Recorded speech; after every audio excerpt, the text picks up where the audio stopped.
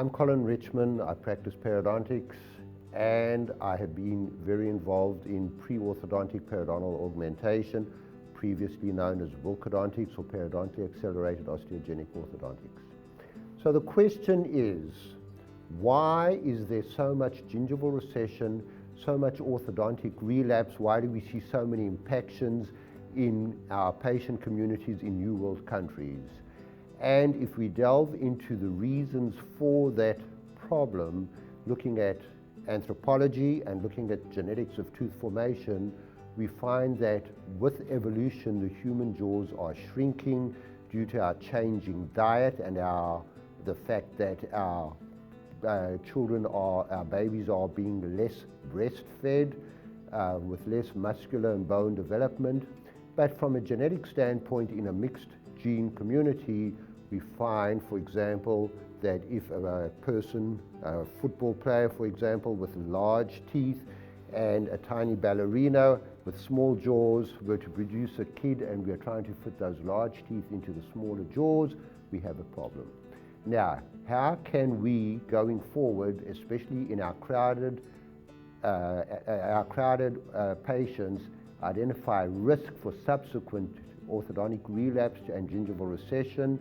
Of course, the answer lies in the fact that with 3D scanning and CBCT imaging, pretty much all crowded orthodontic patients should be evaluated in 3 dimensions. And if we see deficient facial alveolar bone, especially in the mandibular anterior segments, it is my impression and certainly my experience, having treated many of these patients now, that pre-orthodontic periodontal augmentation utilizing both hard and soft tissue grafting agents is pretty much becoming the standard of care.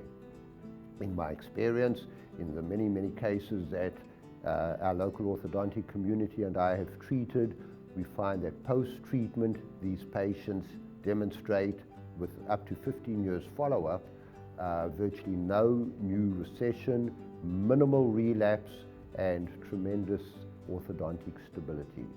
I have now extended this process one step further, that in the pre-restorative reconstructive patient, one might ideally utilize 3D imaging.